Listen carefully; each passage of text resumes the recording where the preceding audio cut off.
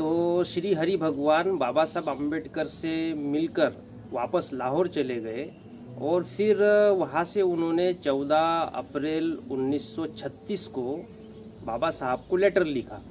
वो लेटर में क्या लिखा, ये लेटर मैं आपको पढ़ के बताता हूँ कि प्रिय डॉक्टर साहेब, मैं 12 तारीख को बम्बई से यहाँ लौटा हूँ और तभी से मैं लगातार रेल में बिताई 5-6 रातों तक सो न सकने के कारण अस्वस्थ हूँ। यहाँ पहुँचने पर मुझे पता चला कि आप अमृतसर आए थे। यदि मैं बाहर आने जाने के लिए ठीक रहता तो मैं वहाँ आपसे मिलता। मैंने आपका भाषण अनुवाद के लिए संतराम को दे दिया है। उन्होंने इसे बहुत पसंद किया है, किंतु उन्हें विश्वास नहीं है कि 25 तारीख से पहले यानी 25 अप्रैल से पहले इसे छापे जाने के लिए वह इसका अनुवाद कर सकेंगे। कुछ भी हो, इसका व्यापक प्रचार होगा। हमें विश्वास है कि यह सोए हुए हिंदुओं को जगाएगा।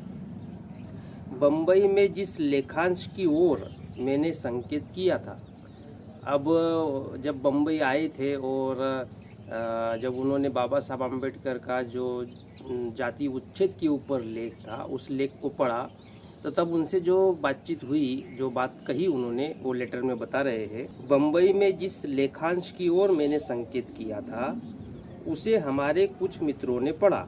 इस पर उनकी कुछ शंकाएं हैं और हम में से जो लोग बिना किसी अप्रिय घटना के सम्मेलन को समाप्त करना चाहते हैं, यानी उन्हें लग रहा है कि सम्मेलन में कुछ ना कुछ गड़बड़ होगी, तो कोई अप्रिय घटना ना हो और शांतिपूर्वक सम्मेलन सफल हो जाए, इसलिए वो कह रहे हैं कि अब बिना अप्रिय घटना के सम्मेलन को समाप्त करना चाहते हैं। उनकी इच्छा है कि कम से कम वेद शब्द को फिलहाल छोड़ दिया जाए। इसका निर्णय मैं आप पर छोड़ता हूँ। यानी एक तो कहा कि वेद शब्दों को फिलहाल छोड़ दिया जाए, यानी बाबा साहब ने वेदों के ऊपर भी बात कही होगी, तो वो कह रहे हैं कि वेद शब्द को यानी वेदों को छोड़ दिया जाए, उसके ऊपर कुछ ना कहा जाए, और फिर भी मैं इसका निर्णय आप पर छोड़ता हूँ, ऐसा वो लेटर में लिख रहे हैं। फिर भी मुझे आशा है कि आप अपने अंतिम पेरे में इस बात को स्पष्ट करेंगे कि भाषण में व्याप्त विचार आपके अपने हैं और मंडल उनके लिए जिम्मेदार नहीं है। यानी इतना मतलब भय उस भाषण का जो बाबा साहब अम्बेडकर ने लिखा। तो पहले तो कह रहे कि आप कम से कम वेदों के बारे में तो मत बोलो, वेदों को निकाल दो, और अगर बोल भी रहे हो तो फिर वो आपका निर्णय है, लेकिन फिर आप जो है अपने भाषण का खुद ही जिम्मेदारी लो, मंडल का इससे कोई लेना देना नहीं है। यानी कितनी फटे में थी उनकी वाली वो भाषण पढ़ने के बाद, तो इससे अंदाजा आप लगा सकते हैं। मुझे आशा है कि मेरी इस बात का आप अन्यथा ना लेंगे और हमें भाषण की 1000 प्रतियां उपलब्ध करा देंगे। हम अवश्य ही इसकी कीमत आपको चुका देंगे। यानी जो भाषण बाबा साहब अम्बेडकर ने तैयार किया था,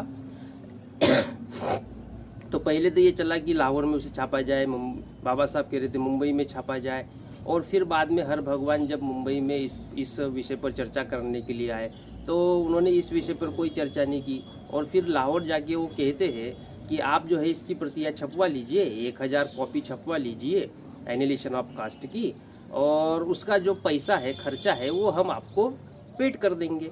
ऐसा हर भगवान जी अपने लेटर में कहते हैं। इस आशय का एक तार आज मैंने आपको भेजा है। 100 रुपये का एक चेक इस पत्र के साथ संलग्न है। कृपया इसकी पावती भेजें और हमें यथा समय अपने बिल भी भेज दें। मैंने स्वागत समिति की एक बैठक बुलाई है। मैं उसके निर्णय से तत्काल आपको सूचित करूंगा। आपने भाषण को तैयार करने में जो भारी कष्ट उठाया है उसके लिए कृपया मेरा हार्दिक धन्यवाद स्वीकार करें। आपकी कृतज्ञता के लिए हम निश्चय ही बहुत ऋणी रहेंगे। और फिर हर भगवान जी फिर याद दिलाते हैं कि पुनश्च, यानी फिर मैं याद दिलाता हूँ भाई, कि कृपया भाषण के छपते ही तत्काल उसकी प्रतियां यात्री गाड़ी से भेज दे ताकि उन प्रतियों को प्रकाशन के लिए समाचार पत्रों को भेज दिया जाए।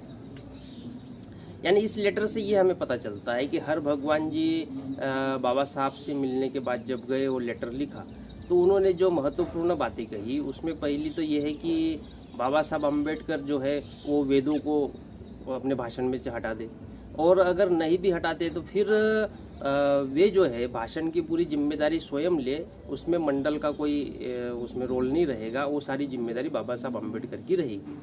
तो बाबा साहब अम्बेडकर तो जिम्मेदारी लेने के लिए तैयार ही रहते हैं।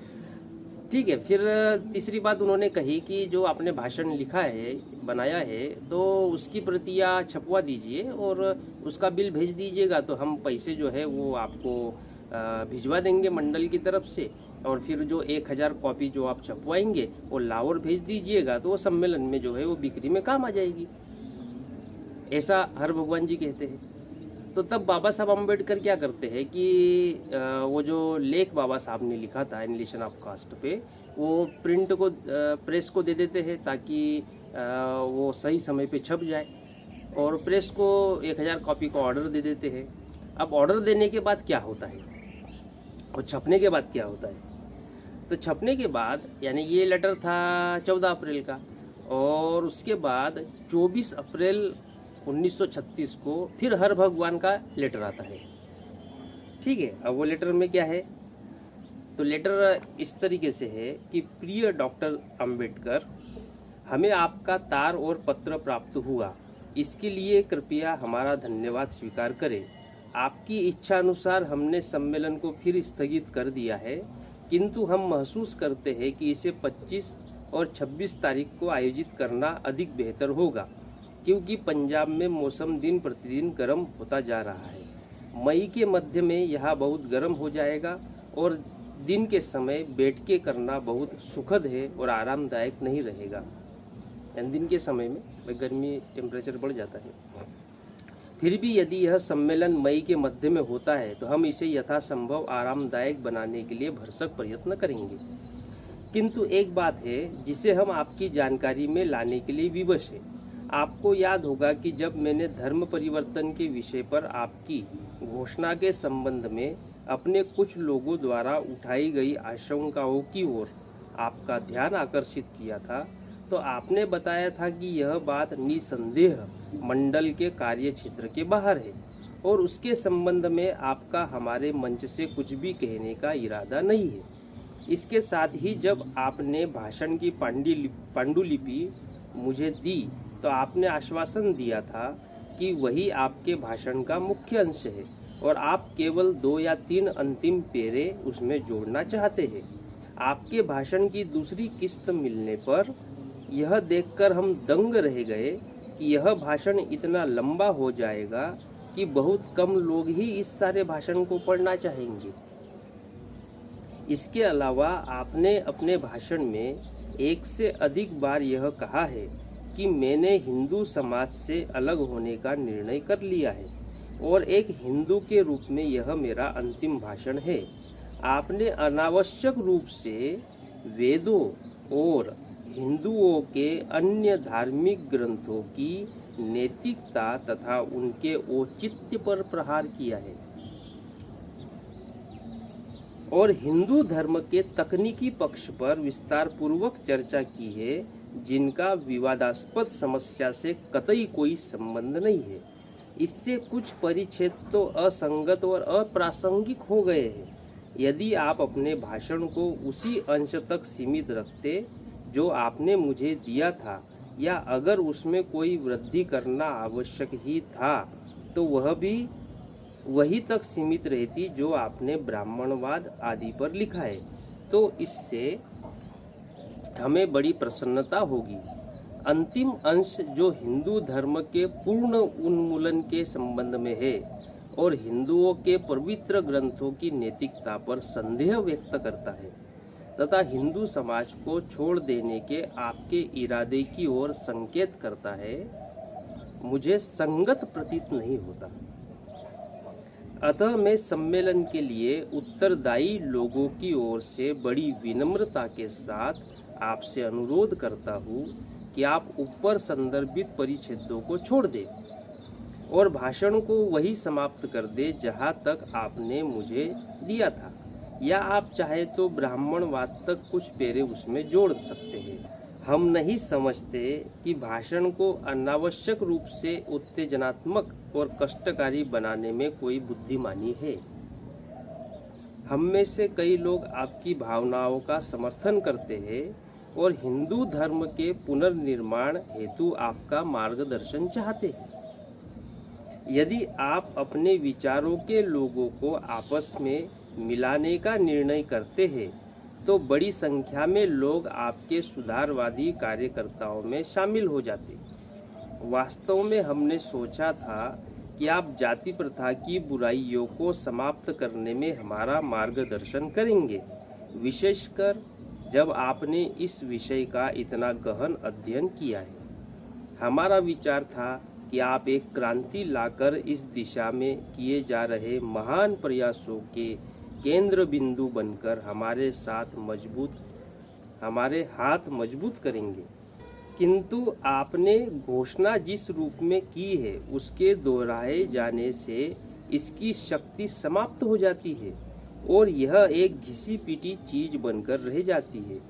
ऐसी परिस्थितियों में मैं आपसे अनुरोध करूंगा कि आप सारे मामले पर फिर से विचार करें और यह कहकर अपने भाषण को अधिक प्रभावी बनाएं कि यदि हिंदू लोग जाति प्रथा को समाप्त करने की दिशा में ईमानदारी से काम करने के इच्छुक है, चाहे उन्हें इसके लिए अपने सगे संबंधियों और धार्मिक मान्यताओं को ही तिलांजलि क्यों न देनी पड़े, तो मुझे इस कार्य की अगुवाई करने में प्रसन्नता होगी।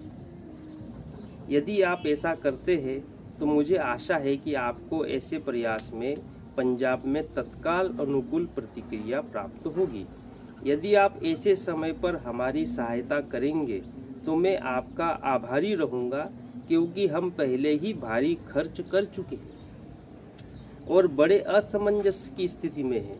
कृपया हमें वापसी डाक से सूचित करें कि क्या आपने भाषण को उपयुक्त अनुसार सीमित करने की कृपा की है। यदि आप फिर भी भाषण को संपूर्ण रूप में छापने का आग्रह करते हैं तो हमें खेद है कि हमारे लिए सम्मेलन का आयोजन करना संभव और कदाचित उपयुक्त नहीं होगा और हम चाहेंगे कि इसे अनिश्चित काल के लिए स्थगित कर दिया जाए। हालांकि ऐसा करने में हमें लोगों की सद्भावनाओं से हाथ धोना पड़ेगा, क्योंकि यह सम्मेलन बार बार स्थगित करना पड़ रहा है। फिर भी हम यह उल्लेख करना चाहते हैं कि आपने जाति प्रथा पर ऐसा बढ़िया प्रबंध लिखकर हमारे हृदय में एक स्थान बना लिया है। मैं कह सकता हूँ कि यह अब तक लिखे गए अन्य सभी शोध प्रबंधों से बढ़कर है और यह एक मूल्यवान विरासत के रूप में सिद्ध होगा। आपने इसके तैयार करने में जो कष्ट उठाया है उसके लिए हम सदा आपके ऋणी रहेंगे। आपकी कृपा के लिए बहुत बहुत धन्यवाद। शुभकामनाओं सहित आपका हर भगवान। अब हर भगवान ने ये जो लेटर लिखा, ये तो बड़ा डेंजर लेटर हो गया। मतलब इसमें वो बाबा साहब आम्बेडकर को समझा रहे कि आपने तर्क संगत बात नहीं की और प्रासंगिक रूप से हिंदू धर्म के वेदों, उपनिषद और उनके धार्मिक ग्रंथों के ऊपर टीका टिप्पणी की, उनके टेक्निकल बातों को आपने छेड़ा है। ये जाति प्रथा, जातिवाद से प्रासंगिक बात नहीं है। तो आप जिसको अध्यक्षता दे रहे हैं उस अध्यक्षता करने वाले को कैसे कह सकते कि आपने ये प्रासंगिक नहीं है, वगैरह नहीं है, फलाना नहीं है। दूसरा वो कह रहे हैं कि आप जो है जो भाषण है उसको सीमित कर दीजिए, उसमें पेरा मत जोड़िए और फिर अगर जोड़ना है तो केवल ब्राह्मणवाद तक सीमित करिए। तू कौन होता है भाई अध्यक्ष को बोलने वाला कि ये इसको कम कर दे, इसको आधा कर दे, इसको पूरा कर दे? तुमने अध्यक्षता करने के लिए बुलाया है, जानते हैं कि विद्वान व्यक्ति है, वो जानकार व्यक्ति है, उसके ऊपर गहराई से अध्ययन, तुम्हारा अध्ययन तो है नहीं। और तुम निर्देश देने चले कि बाबा साहब अम्बेडकर ने वो काटछाट करनी चाहिए, फलाना करना चाहिए, ठिकाना करना चाहिए। और फिर ये भी कह रहे हैं कि अगर ऐसा नहीं होता है तो फिर ये स्थगित कर देंगे, हमेशा के लिए स्थगित कर देंगे इस कार्यक्रम को। तो ये जो उस समय जो मामला हुआ तो उससे समझ में आता है कि जो जात पात तोड़क मंडल है वो केवल बाबा साहब को घेरने के उद्देश्य से उन्हें अध्यक्षता दे रहा था। बाकी बाबा साहब की विचारधारा और उनके क्रांतिकारी कार्यों से उनका कोई लेना देना नहीं था, और वो भी वो गांधी के कहने पर कर रहे थे। ये लेटर से सिद्ध हो गया। ये लेटर हर भगवान बाबा साहब अम्बेडकर को जो लिखा, तो अब ऐसा तो नहीं कहा जा सकता। और फिर हर भगवान ने जब लेटर में ये सारी बातें कही कि आपने अप्रासंगिक मत जोड़े हैं, वो तर्क संगत नहीं है, जाति व्यवस्था पर आपने ऐसा कहना चाहिए था, और सारे हिंदू को कहो कि वो ईमानदारी से जाति व्यवस्था को ख़त्म करने का काम करे, उसके लिए सहयोग करे, और ऐसा मिलजुल के फिर ये काम होना चाहिए, हिंदुओं के साथ मिलजुल के होना चाहिए। फिर आप कह रहे हैं कि ये मेरा हिंदू के रूप में अंतिम भाषण होगा, तो ये सब बातें करने की आवश्यकता नहीं थी। तो ये सारा जब आदमी पढ़ेगा और ये सारा अगर आप करते हैं तो फिर कार्यक्रम को स्थगित कर देना पड़ेगा। ये भी कह रहे हैं, धमकी टाइप दे रहे हैं क्या, स्थगित कर देंगे, तो इससे तो दिमाग तो खराब होगा। और ऐसा ही हुआ, बाबा साहब अम्बेडकर का दिमाग खराब हो गया। फिर वो बाबा साहब तो वैसे भी बहुत गुस्सेल मिजाज आदमी थे। फिर बाबा साहब ने लेटर लिखा, फिर खतरनाक लेटर लिखा और सारे सवालों के जवाब उसमें दिए। और वो लेटर क्या लिखा उसे हम लोग पढ़ते हैं।